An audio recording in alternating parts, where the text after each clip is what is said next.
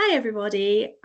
Today we're joined by Manuel Corpas from the University of Westminster, who will be joining us at the Festival of Genomics and Biodata in London in January.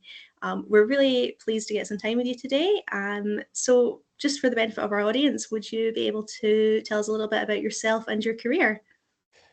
Yeah, well, I mean, I'm obsessed with genomes. I've been obsessed for at least since 2008, when, as a postdoc, I joined the Sanger Institute, developing Decipher, which is one of the leading resources for rare genetic diseases diagnosis. And it formed the basis of the posterior project called DDD, Deciphering Developmental Diseases. So this project sequenced 13,000 babies, children from the UK and Ireland in search for rare genomic disorders, and it's been one of the flagship projects from around the world in terms of our understanding of rare genomic disorders.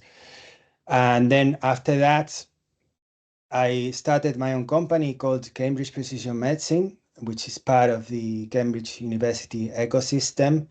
And then during the COVID pandemic, my wife said that she wanted to come closer to her family, so I moved to London.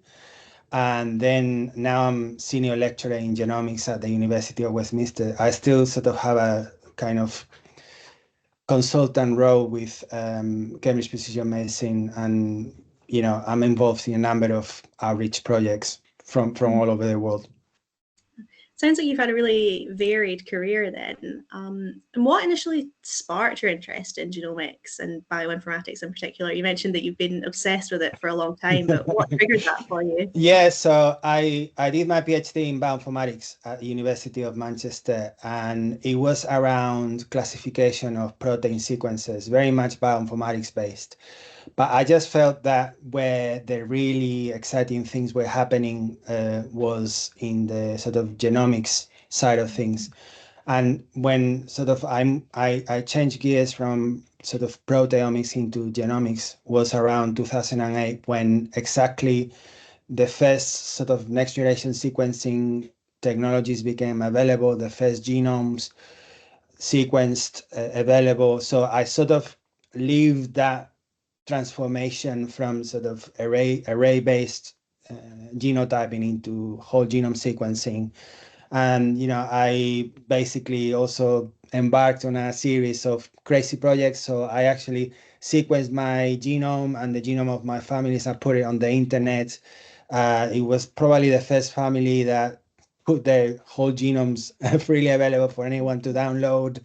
That sparked on a publication on crowdsourcing the genomes of my family and trying to see always the state of the art, because I've always been passionate about, really, the question that I've always had, I'm still having, is, to what extent do genomes actually inform our life choices, and how we can use this data to help have better health. And so that, at the time when I was working at the Sanger Institute, which was very pioneering their application to patients, I could see how complicated, how much the clinicians, doctors struggled, and it was so bioinformatics based. So I was passionate about trying to sort of making sense of these big data sets.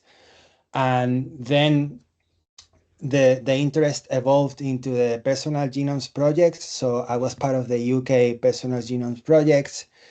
And then after that, now I'm sort of become really obsessed with, how do we bring all of these benefits that we Europeans are enjoying, but then there are huge amounts of people from around the world that, because of, maybe lack of infrastructure, lack of the appropriate financing, so they are not benefiting from genomics. And so currently, really, I'm now sort of building an international research network around Latin American diversity genomes. It certainly seems like the last couple of decades, at least, they've been quite an exciting time to be involved in these fields. They're adapting so quickly, but it doesn't seem to necessarily be translating into the clinic as quickly. And as you say, especially for non-European populations. So How do you think we can go about bridging that gap between the research and the clinic? And how can the average researcher, just in their day to day roles, play a part in that? I mean, obviously, this is a very complex question, but I think that it's taking its time in a way because we weren't completely cognizant as to how complex this information was going to be and how actually the different mechanisms that regulate heredity are incredibly convoluted. And we so that on one hand. On the other hand, I think it's also access to the technology. I mean, it's not exactly cheap to sequence your genome, and we see that the prices dipped significantly in the late 2000s, but then that sort of cost has kind of plateaued, and I think that that's going to change very very quickly now, because there are a number of contenders. Some of them are actually exhibitors at the Festival of Genomics. And then also obviously the promise of long read, and some of the technologies that are now able to produce for the same price as you would do a whole genome. Then you can also have the methylation aspect. So I looking it from the inside, I mean, things have changed dramatically. I mean, when I did my first exome, which was around 2011, doing it from saliva, I mean, it was, completely unheard of. And now this is kind of routine. So that's on the one hand. But I also have to say that I feel very lucky of having been based in the UK, because I mean, it's incredible how this genomic revolution has been lived from here, and you feel like you are really in the epicenter of where things are happening, with some incredible research, but also companies around here. So overall, and I also see new opportunities that are developing, in huge number of new roles and companies. And so I have a huge number of expectations, and it feels really really exciting to be here and working on this field. And I think, of course, the scientific community have to be very involved in this shift from, you know, European data sets to more diverse data and ensuring that the benefits are felt by everybody. But of course, it's not just the scientists involved in this, there are policymakers involved as well. And how do you think that scientists and policymakers could work together to start to ensure that the benefits of this research can translate into better healthcare for people? I think from the scientific point of view, we have a tremendous responsibility to, and I'm going to say something that may sound a little bit controversial. I think we scientists can't assume that our work is going to be trusted. We are in a new world, the world of social media and fake news, and there's a huge amount of work on our part in terms of communicating transparently, uh, and making sure that we follow the utmost rigorous processes, ethical processes, in a transparent way, where we really are able to share with the public the benefits of our research. So that's one of the determinant,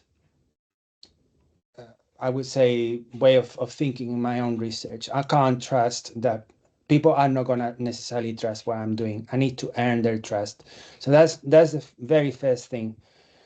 Secondly, I think that we need to beware of historical practices of exploitation, of genetic colonialism.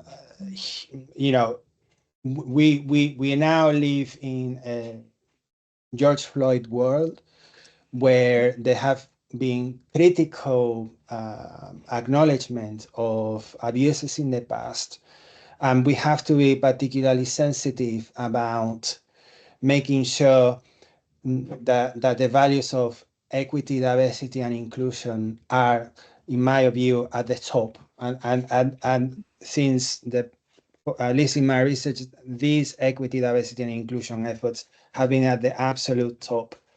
And then the other thing that I want to highlight is the respect for different cultures, for different ways of interpreting science. Sometimes because we are based here in the West, we think that, you know, our way is the way of doing things, and actually is not necessarily. And so um, I think there's a lot of work to do from our part in terms of engagement with patients, but also with the communities that we want to serve, not just from the point of view of paternalistic um, uh, dialogue. You know, it's actually a an engagement where we we have a commitment not just to make sure that we do the research, but also we share the benefits, and that, you know, what we are doing is truly relevant, not just for the few, but for the many. And so this is something that I personally take very seriously, and I think this is the flagship of where we need to look at in terms of spreading and making genomics more accessible to the people from around the world. Yeah. No, I think that's all really important. I think it's something we should all take seriously. I think it can almost be easy in the scientific world to fall into that trap of assuming that you're the expert in the room almost, when often a patient or somebody from, you know, as you say, we're based in the West, there are other cultures who do things differently, and that doesn't mean they're doing things wrong. I think it can be very easy to fall into that trap of thinking you know best. So I think it's really important that people take all of that on board. And the point around trust, I think, is a really interesting one. And I think, do you think that the COVID pandemic helped or hindered that trust? Because I think it differs depending on who you ask in terms of whether the public believe the science or not. I think it has hindered, particularly, but of course, I have no data to support this. This is just my own gut feeling. I mean, President Trump talking about, you know, putting detergent in his veins for, you know, try to sort of uh, cure the disease. And so, although I'm not necessarily I'm not blaming him, because at the end of the day he's just a reflection of his constituency, and there are, you know, millions of people that think that way. So, and I think they have their very valid reasons to think that way, because they don't see the benefit of this taxpayer money that, you know, is being spent. And, you know, they also are exposed to fake news, and they're also, you know, we live kind of in a turmoil where we don't really know who's telling the truth. So I think, you know, that's why the issues really in terms of how to spread the benefits of genomics, I don't think they are technical anymore. I think they are social, and they are really ethical. So we really need to think more about how we're going to serve the people we are really intending to help. And there's a lot of outreach that, in my view, we should think about whenever we develop these new initiatives. Yeah. And so Something that I wanted to talk to you about was your upcoming expedition to the Amazon, which sounds really exciting. And I'm going to give you the floor to tell our audience about your trip. Thank you for the opportunity. So this has to do with the fact that we live in a world where about 80 to 90% of all data that we know in genomics is based on European data. Of course, this hasn't been something that is being actively pursued. You know, the research was developed in the West, so and most people in the West are, you know, white rich people. So, but it is clearly biasing, and it's clearly now has become a hindrance for this field to really flourish and develop. And so there have been a number of great initiatives in Africa, for example, H3 Africa, which with money with the Wellcome Trust and the NIH, they develop a network of human heredity and health with strong emphasis on genomics. And this platform has been incredibly useful as a way to distribute international funding, build capability in different countries across Africa, and then having funds that are for projects for scientists who are local, and there have been bids where actually scientific scientists from Africa can develop their own local ideas, right? So it's not the West imposing their values, but it's actually the local people working in the problems that they care for, with collaboration in you know, fruitful and I guess collaborations at the same level, right? So not looking over the shoulders, but actually we're equal here, equal.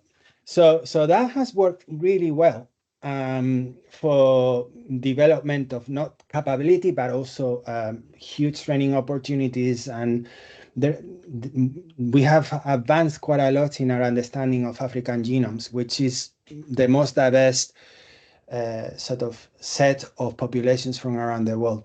But I haven't seen that in Latin America. And Latin America is 800 million people, so it's about 10% of the global population. And their representation in existing genome-wide association studies, pharmacogenomics data sets, is less, if I remember correctly, it's around 1% or less than 1%. And so they are significantly underrepresented in our understanding. And yet we know that it's one of the most diverse areas from around the world in terms of different populations. You have the Andes, the coast, which is desert, really western. If you've ever been to Peru, I mean, it's like being on the moon. But then you go over the Andes, and then you have, you know, Titicaca Lake, 3,500 meters high. You have populations there like the Uros, which is one of the populations I'm studying, where they live on floating islands made of hyssop. And actually, when they look at their gut, they see that they have like 10, 15 different parasites living with them. And then when you give them antibiotics so to try to cure them, they get sick. So so the purpose of this sort of Amazon trip is really to look at some of the tribes, some of the communities that as of today have been isolated for millennia. So, and there is a crucial window of opportunity that we have, because we think that in the next 30 to 40 years, well, approximately 20 to 40 years, these communities won't exist anymore, because they will have come in contact with the rest of the world, and you know, they basically emigrate and then they get admixed. So we have a very limited window of opportunity, and yet through a collaboration with the Peruvian Genome Project, of which I'm now part of, I'm PI in this project. the idea is to be honest. To be honest, we want to engage with these communities. So it's going to be a way to really look at the specific genetic traits that have enabled these communities to survive and thrive in the Amazon.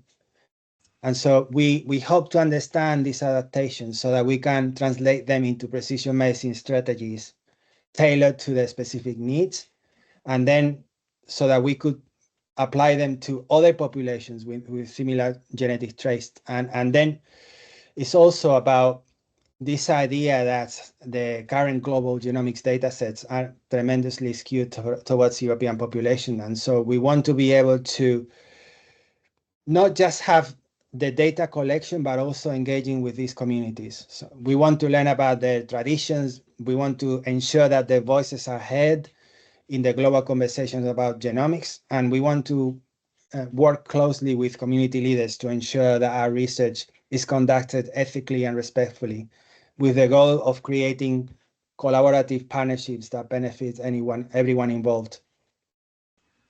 So, I mean, the idea really is to focus on underrepresented populations from Latin America, which, as I said, there's nothing like H3 Africa. So I know, for example, the Bill Gates Foundation, they've wanted to invest money there, but they don't have any trusted sort of international organization. And then the other thing is that because there's no network, so you have the Peruvian Genome Project, you have the Mexican Genome Project, you have the Colombia is also doing quite a lot of work, but the opportunity to be able to sort of synchronize, coordinate, would allow these projects to have a much greater impact. Because if we have the appropriate infrastructure in place that allow safe sharing of data, we could have greater numbers and greater statistics for us to develop better science. So really, the purpose of this trip, I mean, we're going to go with a camera crew.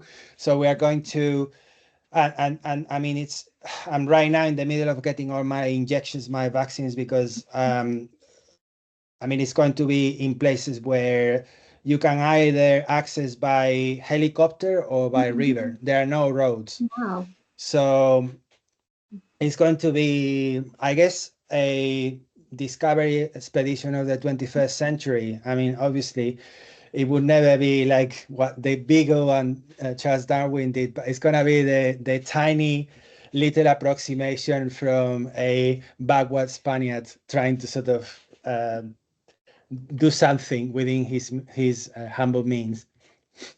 Well, it certainly sounds like you're very dedicated to the cause because it just sounds amazing what you're going to do. It's so important, and yeah, I think I think it could transform the genomics landscape for these communities. So yeah, I think I applaud you for going out there and doing I this. And taking genuinely the film believe crew as well will be really exciting.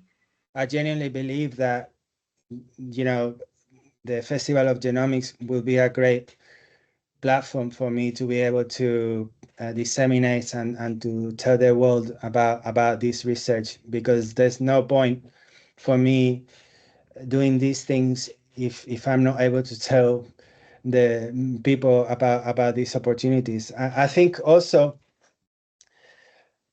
I mean, there have been a number of Latin American sort of efforts. I mean, I can think, for example, of what Carlos Bustamante recently announced with Illumina, where they said that with their new company they were gonna sequence 10 million Latin Americans. I Mhm. think we can't compete in terms of the numbers, but we can compete in terms of the diversity, because already with about 1,000 genomes that we've been able to collect, we already have around 30 different populations spread across the Amazon, the Andes, the coast. So I think it's not just a question of the numbers. I think it's also a question of the diversity, and that's really what we're trying to, I guess, do in order to differentiate ourselves. And I think we can do it because obviously this is the work of my collaborator Heiner Gio, who he's Peruvian and he's located in Lima, and he's been working for more than a decade with the Ministry of Health, with the um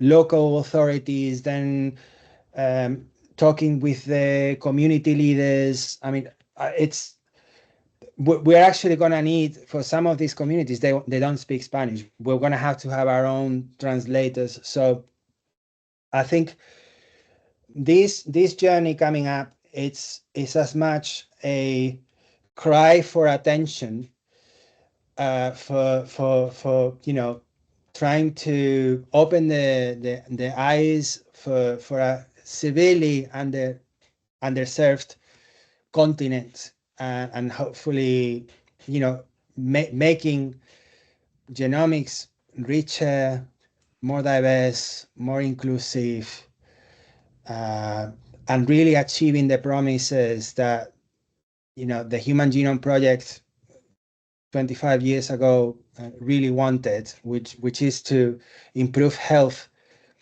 and make the genome something which is the legacy of humanity and not just the few.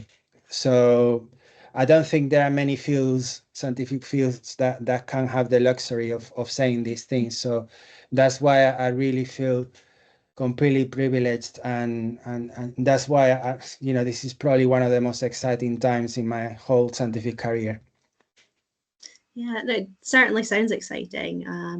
And it's not long now until you head off, so you must be getting very busy getting prepared for it. And I think that your point around, communicating that research and the festival, for example, being a good platform for it, it's so vital because I think it can be very easy, especially in the West, to see research that's going on and think, oh, genomics and other areas of research, they're taking off, it's translating into the clinic, and it's really easy to forget that for a lot of populations that isn't the case, and without work like this it won't be the case. So I think yeah, it's really crucial to have some kind of platform and have people like yourself who are going out and spreading that word and sharing what you're doing. Which leads me on to a question about the festival. So you're speaking in January at the event, and what was it that drew you to the festival and I guess enticed you to agree to speak? And what are you looking forward to about the event? Well, I mean, I've attended pretty much every festival, and I've already spoken, I mean, in the past at the festival. So for me, the Festival of Genomics and Biodata is really a flagship event for the year. I mean, as a genomicist, I need to be there. So, I mean, it was a no-brainer. And I'm really grateful, to be honest, that I have this opportunity because, as I say, it's probably the leading event in genomics, in at least on this side of the Atlantic. So, I mean, it's a no-brainer for me. It has a huge amount of exhibitors industry, so it's not just about learning science. It's also a meeting point for colleagues I've known for decades now, building new collaborations, understanding and developing potential new projects. I will certainly be in the lookout of what technologies are being advertised, what vendors they have to what they have to offer. Sometimes they have I have the opportunity to meet people, speak directly with them, build more quickly collaborations at a global level. So I don't think it was a difficult decision to make, to be honest. Yeah, well, that's lovely to hear. And I'm glad to hear that you've enjoyed yourself when you've attended previously. Something that we really care about as well at the festival is the fact that we can offer these things for free so that we can try and foster that experience for people, the collaboration, the networking, and the learning. How do you think that events like that can help with that growth for people? And I should have said that. I mean, what this is contributing to the growth of the community is untold, because it's a great incentive. You know, if I don't know of any other type of events like that they are for free, and of course it's a huge incentive for people to be able to attend, but not just the people who can afford it, but also the academics, the students, the researchers.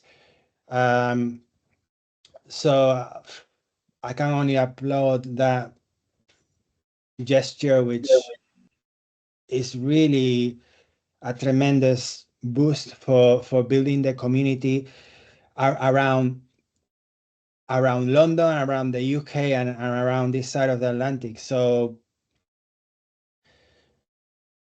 yeah, I find that tremendously.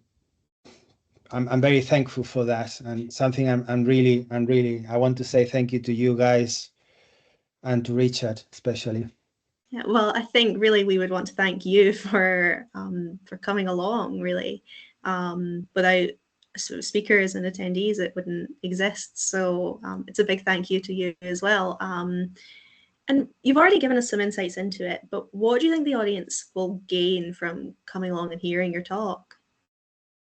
My talk specifically, or everyone Oh, I else's talks? mean, both. If you have any Yeah. insights there. So I mean, the first thing, whenever I go to a festival of genomics, you suddenly immerse yourself in the genomics bubble. So it's, but not in a sort of negative, but actually it's almost like going into this kind of haven, genomics haven, where everything at last, you are not the only one. You see so many people, so many other people from all over the world thinking like you, and really keen about sharing information, learning from each other, building relationships, and really having a good time.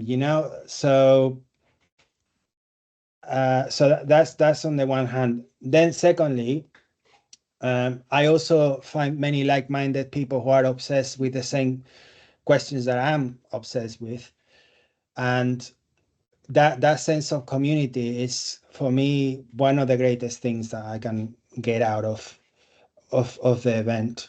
And then also, obviously, you get to learn things that you didn't expect. You build new relationships, and of course, you have a lovely time.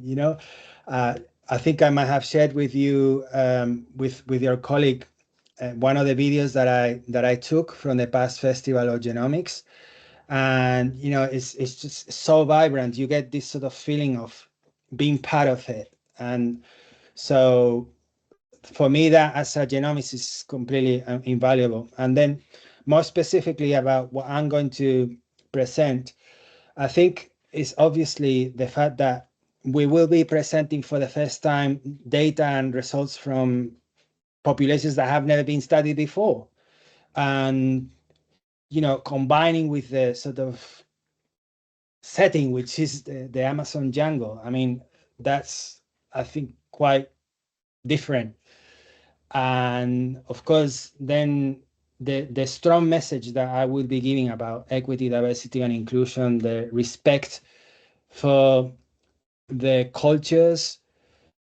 I mean, me being someone coming from Europe, I take particularly care to make sure that whenever I speak, I'm always going to basically talk about a number of things, respect for peoples and traditions, and then the acknowledgement that their cultural is significance, and so is their heritage and their civilization, and I strive to honor their legacy and ensuring that my research upholds the dignity and respect owed to the descendants of the Inca Empire and any kind of indigenous population. And then the fact that I will be condemning genetic colonialism, which I unequivocally condemn. And I'm dedicated to ensuring that the benefits of research will be shared equitably with the communities involved. Yeah, I think that's all really important, and I'm really excited to see the results of the work and to hear your talk in London. And so, a final question, really. What advice would you give to a young researcher wanting to follow in your footsteps and who wants to address these issues as well? I think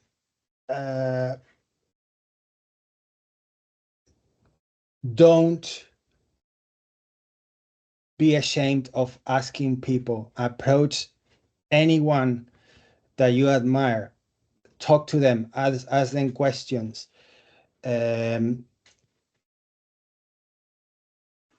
Read their work, introduce yourself. Make sure that this is your opportunity for networking, for building the social aspect of research, which we think that, you know, there's this sort of thinking that researchers are all isolated, you know, in the looking their experiments, you know, very individualistic. So that's completely the wrong vision of what science is. Our science is incredibly interdisciplinary, dimensional, multi-collaborative, and you basically need to be able to show them how keen you are, show initiative, that you know, that you're not gonna repress yourself. You're not going to be like kind of shy. You really need to sell yourself if you really want to succeed. You know, there's as much about marketing, your own skills, your own research. Talk about your research. Don't worry about people stealing your ideas. Nobody's gonna do this exactly the same thing as you are doing. Make sure that you don't neglect the social component of science, which, you know, the Festival of Genomics basically is a place where you will have the opportunity to build that soft type of skills, which are, as I say, as important as the science and technology itself. Because without those contacts, without the ability to be able to interact from the people who are actually developing the field, you're going to be severely handicapped. So that's why I think, you know, the Festival of Genomics, having this sort of concentration of the best genomic science in the world, is such an incredible opportunity.